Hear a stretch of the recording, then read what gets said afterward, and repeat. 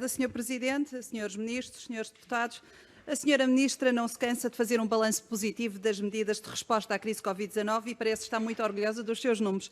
E perante tal alheamento da realidade, não me ocorre melhor expressão do que dizer que o pior cego é aquele que não quer ver.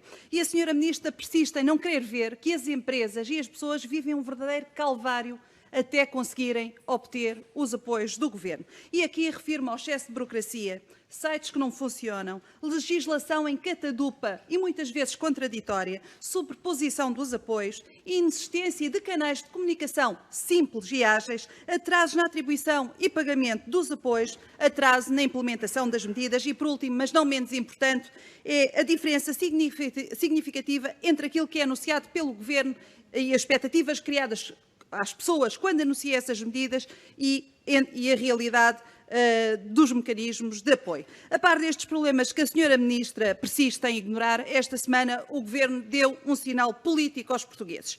E esse sinal é muito claro. O Governo não está verdadeiramente interessado em apoiar as empresas, os trabalhadores e as famílias, contrariamente àquilo que pretende fazer crer.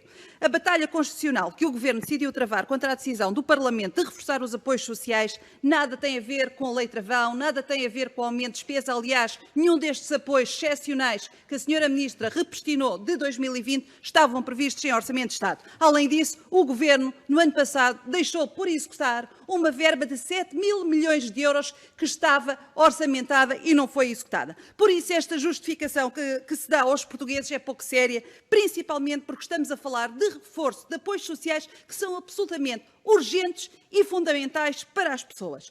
Quanto ao apoio extraordinário à redução da atividade económica, a Sra. Ministra persiste em lançar a confusão relativamente a este apoio e para aquilo que foi aprovado em sede de apreciação parlamentar. Disse desde logo na conferência que deu, a conferência de imprensa que deu, na semana passada, que reativou esta medida nos exatos termos em que esta medida vigorou em 2020. Sra. Ministra, isso não é verdade. A Sra. Ministra repristinou esta medida, mas restringiu este apoio àqueles cujas atividades se encontram encerradas e suspensas por determinação legislativa ou administrativa, razão pela qual o impacto orçamental deste apoio tende a decrescer à medida que o país avance para o desconfinamento. Disse também, nessa conferência, que a alteração feita pelo Parlamento altera de uma forma e com efeito perverso e injusto os sistemas de apoio e o sistema de proteção no âmbito da segurança social.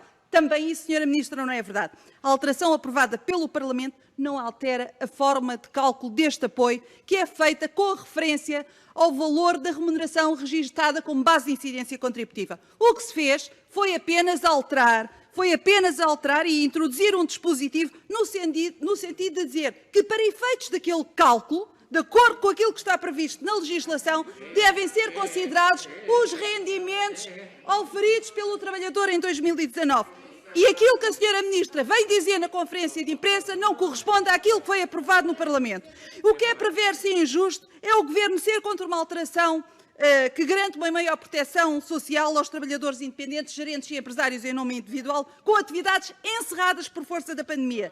E isto é ainda mais grave quando estamos a falar de um apoio social cuja prestação média em dezembro de 2020 foi de 293 euros e em janeiro de 2021 foi de 320 euros. Eu pergunto quem é que pode viver com estes valores. O que é injusto, quem pode viver com estes valores e desconta para a Segurança Social, como os demais trabalhadores e como os trabalhadores por conta do trem. O que é injusto e perverso, Sra. Ministra, é o Governo ser contra a alteração do montante do apoio excepcional à família para trabalhadores independentes, que, por via desta alteração aprovada em sede de apreciação parlamentar, passou do valor de 1/3 da base de incidência contributiva para a totalidade da base de incidência contributiva. O que é injusto e perverso, para terminar, Sra. Ministra, porque já não há tempo, é ficarem de fora dos apoios sociais do Governo milhares e milhares de trabalhadores independentes, gerentes e empresários em nome individual, que não têm atividade suspensa ou encerrada por determinação legislativa ou administrativa, mas que sofrem quebras de faturação bastante significativas e não são elegíveis no âmbito do apoio ao rendimento dos trabalhadores.